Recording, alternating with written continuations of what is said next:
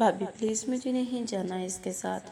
بابا اور آپ سب لوگ کیوں نہیں سمجھ رہے ہو؟ پلیز ذوحان بھائی کو بولے نا کہ وہ بابا کو منہ کر دی۔ وہ روتی ہوئی اس کے سامنے بے بسی سے فریاد کر رہی تھی، میری جان پلیز رو تو نہیں، ہم کون سا تمہارا نکاح بھی اس کے ساتھ کر رہے ہیں، ابھی تو صرف وہ تمہیں شاپنگ پر لے جا رہا ہے۔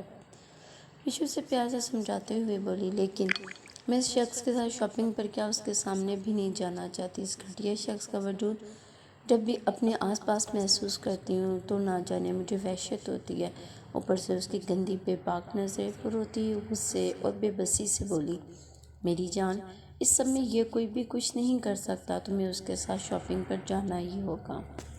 یہ بابا کا حکم ہے۔ بابا کا حکم تو یہ بھی ہے کہ میرا نکاح وہ کسی بھی صورت میں اس گھٹیا، شرابی اور زنی انسان سے کر دیں۔ وہ مشیر غصے سے چلا کر بولی اور بے بسی سے وہیں زمین پر بیٹھ کر پھوٹ پھوٹ کر رو دی۔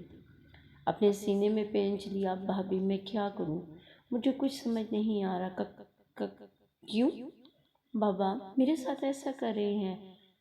کس بات کی وہ مجھے اتنی بڑی سزا دے رہے ہیں؟ وہ ہچکیوں کے درمیان روتے ہوئے بول رہی تھی، میری جان سب ٹھیک ہو جائے گا، ذوحان نے کہا نہ، وہ دینے والے بھائیوں پر بھروسہ رکھو میری جان، ذوحان مر جائے گا لیکن کبھی بھی تمہیں کسی غلط کے ہاتھوں میں نہیں جانے دے گا۔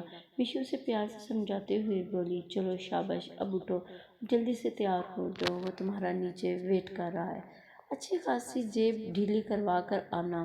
نہ ہونے والے دولہا راجا کی میشی کمرے سے جاتے ہوئے شرارت سے بولی۔ آدھے گھنٹے کی مسافت کے بعد وہ مال پہنچے تھے۔ ساحل اسے اپنی پسند کی مہنگی ترین چیزیں دلا رہا تھا۔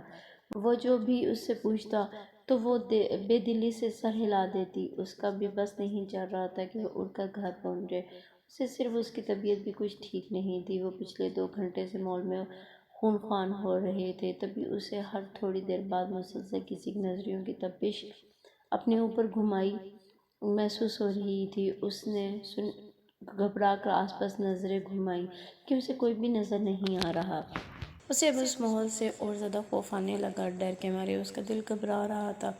علیزے چلو اس شاپ میں چلتے ہیں، ساحل اس کا ہاتھ پکڑتا ہوا بولا۔ کسی نے بہت سب سے اپنی وحشی لال آنکھوں سے سامنے کا منظر دیکھ کر غصے سے مٹھیاں بھینجی۔ علیزے نے غیر محسوس انداز میں اس کے ہاتھ سے اپنا ہاتھ نکال کر بولی، پلیز بس کریں، میں تھک گئی ہوں۔ وہ بے بسی سے اس کی طرف دیکھ کر بولی، اوہ تو آپ مجھے پہلے بتا دیتی، خیر کوئی بات نہیں، ہم ابھی چلتے ہیں گھر۔ وہ اسے اپنی نظروں کے حصار میں لیتے ہوئے بولا، مما مجھے واش روم جانا ہے۔ وہ نظریں جھکائی بولی، ٹھیک ہے آپ واش روم ہو آئیں، تب تک میں بل کلیئر کرواتا ہوں۔ وہ مسکرا کر بولا تو وہ سر ہاں میں ہلاتی ہوئی واش روم کی جانب بڑھ گئی۔ واش روم آ کر اس نے نقاب اتار کر اپنا فیس واش کیا۔ ابھی وہ نقاب دوبارہ کر کے پلٹتے ہی لگی تھی جب شیشے میں اسے کسی کا عکس دکھائی دیا۔ علیزے نے جلدی سے مڑ کر پیچھے دیکھا تو سامنے کوئی لڑکا بلیک پینٹ شرٹ پہنے، چہرے پر بلیک ماسک لگائے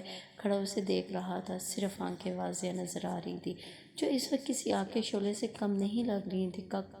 کون آپ اور لیڈیز واش روم میں کیا کر رہے ہیں؟ علیزے نے اس کی سرد آنکھوں میں دیکھتی ڈرتے ہوئے بولی۔ وہ اس کی بات کا جواب دیے بغیر قدم قدم چلتا ہوا اس کے نزدیک آیا۔ علیزے ڈر کے 2 قدم پیچھے ہوئی۔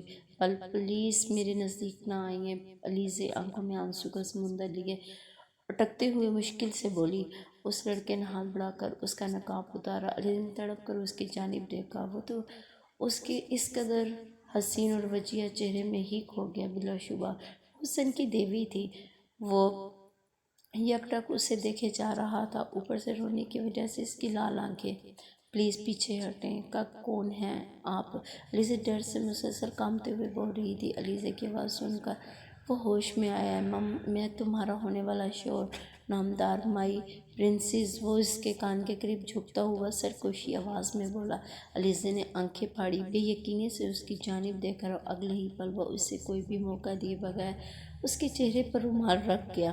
وہ مذمت میں نہ رہ سکی اور کچھ ہی سیکنڈ میں اس کے مضبوط کسرتی بازوں میں جھول گئی۔ اب تمہارا وقت ختم ہوا مسٹر ارتضی شاہ، بہت جلد تمہیں ایک دردناک موت دوں گا کہ تمہاری روح بھی کانپ اٹھے گی اور تم موت کی بھیک مانگو گے جو تمہیں جلدی نصیب نہیں ہوگی، اور نہ میں ہونے دوں گا وہ شخص تصور میں دوسرے انسان کو مخاطب کرتا ہوا سخت لہجے میں بولا اور ایک نظر اپنی باہوں میں موجود اس حسن کی پری پر ڈالے، اسے باہوں میں بھرتا وہاں سے نکلتا چلا گیا۔